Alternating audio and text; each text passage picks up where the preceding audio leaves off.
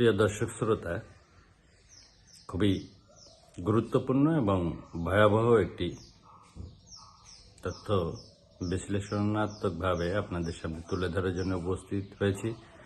ভালো লাগলে ভিডিওটি শেয়ার করে দিন এবং সাবস্ক্রাইব করে পাশে থাকার অনুরোধ রইল।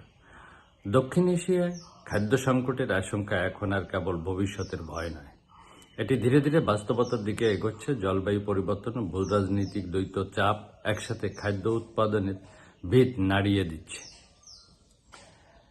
নিচে একটি গবেষণাধর্মী বিশ্লেষণাত্মক ও প্রভাবশালী প্রবন্ধ তুলে ধরলাম, যা আপনাদেরকে ভাবতে বাধ্য করবে। ক্ষুধার ছায়া, দক্ষিণ এশিয়ার জিওপলিটিক্স ও জলবায়ু সংকটে খাদ্য নিরাপত্তার ভবিষ্যৎ। নীরব এক বিপর্যয়ের দিকে অগ্রযাত্রা। দক্ষিণ এশিয়া বিশ্বের প্রায় 1/4 মানুষের আবাসস্থল, কিন্তু এই অঞ্চলই আজ খাদ্য নিরাপত্তার সবচেয়ে বড় ঝুঁকির মুখে। ফুড অ্যান্ড এগ্রিকালচার অর্গানাইজেশন বারবার সতর্ক করছে যে জলবায়ু পরিবর্তন ও রাজনৈতিক অস্থিরতা একসাথে খাদ্য ব্যবস্থাকে ভেঙে দিতে পারে। প্রশ্ন হচ্ছে কেন? জলবায়ু পরিবর্তন প্রকৃতির প্রতিশোধ। যে এই পর্যন্ত আমরা যত অত্যাচার প্রকৃতির বিরুদ্ধে করেছি তার প্রতিশোধ তো ব্যাক করবেই। তো জলবায়ু পরিবর্তন প্রকৃতির প্রতিশোধ। জলবায়ু পরিবর্তনের ফলে দক্ষিণ এশিয়ার দেখা যাচ্ছে অনিয়মিত বৃষ্টিপাত, দীর্ঘস্থায়ী খরা, হঠাৎ বন্যা, লবণাক্ততা বৃদ্ধি। গ্লোবাল ওয়ার্মিং এর প্রভাবে বাংলাদেশের উপকূলীয় অঞ্চল, ভারতের গঙ্গা, পদ্মা, ব্রহ্মপুত্র অববাহিকা এবং পাকিস্তানের সিন্ধু অঞ্চল সবচেয়ে বেশি ক্ষতিগ্রস্ত। ফলাফল, ধান ও গম উৎপাদন কমে যাচ্ছে, কৃষি জমি অনুর্বর হয়ে পড়ছে, ফসলের মৌসুম পরিবর্তন হচ্ছে। তো ভূরাজনীতি, খাদ্য এখন কূটনীতিক অস্ত্র। বিশ্ব রাজনীতিতে খাদ্য এখন শুধু পণ্য না, এটি একটি কৌশলগত অস্ত্র। রাশিয়া ইউক্রেন ওয়ার দেখিয়েছে একটি যুদ্ধ কিভাবে পুরো বিশ্বের খাদ্য সরবরাহ ব্যবস্থা ভেঙে দিতে পারে। দক্ষিণ এশিয়ার দেশগুলো গম, সার, জ্বালানি আমদানির উপর নির্ভরশীল। আন্তর্জাতিক বাজারে মূল্যবৃদ্ধির শিকার।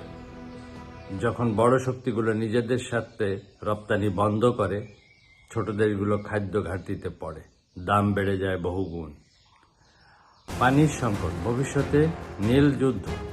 দক্ষিণ এশিয়ার প্রধান নদীগুলো আন্তঃসীমান্ত নির্ভর। গঙ্গা, ব্রহ্মপুত্র, সিন্ধু, এই পানি ভাগাভাগি নিয়ে রাজনৈতিক টানাপোড়েন বাড়ছে। ওয়াটার সিকিউরিটি এখন এমন পর্যায়ে পৌঁছেছে যে শেষ ব্যবস্থা হুমকির মুখে। ফসল উৎপাদন কমে যাচ্ছে। ভবিষ্যতে পানি যুদ্ধ খাদ্য সংকটকে আরও তীব্র করতে পারে বলে বিশ্লেষকরা আশঙ্কা করছে। জনসংখ্যা বিস্ফোরণ বনাম সীমিত সম্পদ। দক্ষিণ এশিয়ার জনসংখ্যা দ্রুত বাড়ছে, কিন্তু কৃষি জমি কমছে, নগরায়ন বাড়ছে। ফলাফল, মাথাপিছু খাদ্য উৎপাদন কমছে, খাদ্য আমদানির উপর নির্ভরতা বাড়ছে। কৃষি ব্যবস্থায় দুর্বলতা। অনেক দেশেই কৃষি এখন প্রাচীন প্রযুক্তি নির্ভর। জলবায়ু সহনশীল নয়, ফলে একটি খরা বা বন্যাই পুরো মৌসুম নষ্ট করে দিতে পারে, এবং সেটাই আমরা অতীতে দেখছি। সার ও জ্বালানি সংকট। কৃষি উৎপাদনের জন্য প্রয়োজন সার, ডিজেল, বিদ্যুৎ, কিন্তু আমরা বিশেষ করে যে রাসায়নিক সার ব্যবহারের প্রতিযোগী হয়ে উঠেছি, প্রতিযোগিতায় লিপ্ত হয়েছি। এই রাসায়নিক সারই আমাদেরকে ভবিষ্যতে খাদ্য সংকটের মুখে ধাবিত করবে। এখনই যদি আমরা সতর্ক না হয়ে জৈব সারের দিকে না নিজেদেরকে পরিবর্তন করে নিয়ে আসতে পারি বা অভ্যাস করতে পারি, তাহলে ভবিষ্যৎ আমাদের খাদ্য ও স্বাস্থ্য দুটোই ঝুঁকিতে পড়বে।